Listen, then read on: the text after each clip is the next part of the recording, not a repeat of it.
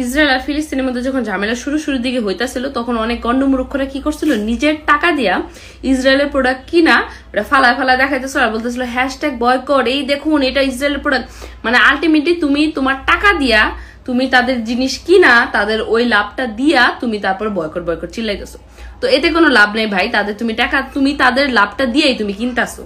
তো আমরা এবার এই কাজগুলো না করি, যেহেতু আমাদের নিজের দেশের ড্রেস। আর ইন্ডিয়ানরা যা করতেছে আমাদের দেশের অর্ধেক মানুষরা, মানে কি বলবো, আমাদের এখন উচিত আমরা ইন্ডিয়ান যে প্রোডাক্ট গুলো আছে ওইগুলো বয়কট করি।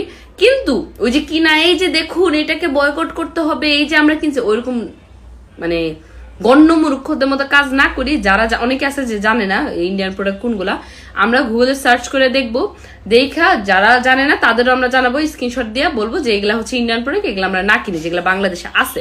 হ্যাঁ, আমরা সেটা করতে পারি।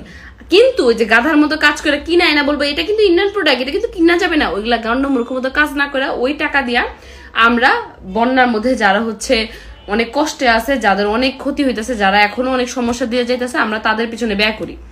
আমরা ওই ইন্ডিয়ান প্রোডাক্ট কিনাও যে মানুষের অহেতুক সচেতনতামূলক ভিডিও না করে আমরা হইতেছে বয়কট করবো। এট দ্য সেম টাইম আমরা ওই টাকা দিয়ে, যে টাকা দিয়ে আমরা দেখা শো অফ করতাম যে এটা কিন্তু কিনবো না, এটা ওইটা না করে আমরা বন্যার মানুষদের পিছনে ব্যয় করি। এটা আমাদের লাভ।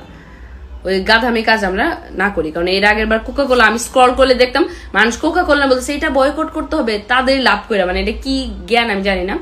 আর তোমরা যারা অনেকে জানো না তারা সার্চ করে দেখবে ইন্ডিয়ান প্রোডাক্ট কোনগুলা, কারণ অনেকেই শিওর না, অনেকেই বুঝতেছো না। তো তোমরা সার্চ করে দেখা একটু সচেতন হও, ওই টাকা ওদের পিছনে খরচ না করে আমরা নিজেদের পিছনে, আমাদের নিজেদের বাঙালি মানুষদের পিছনে খরচ করি। ধন্যবাদ।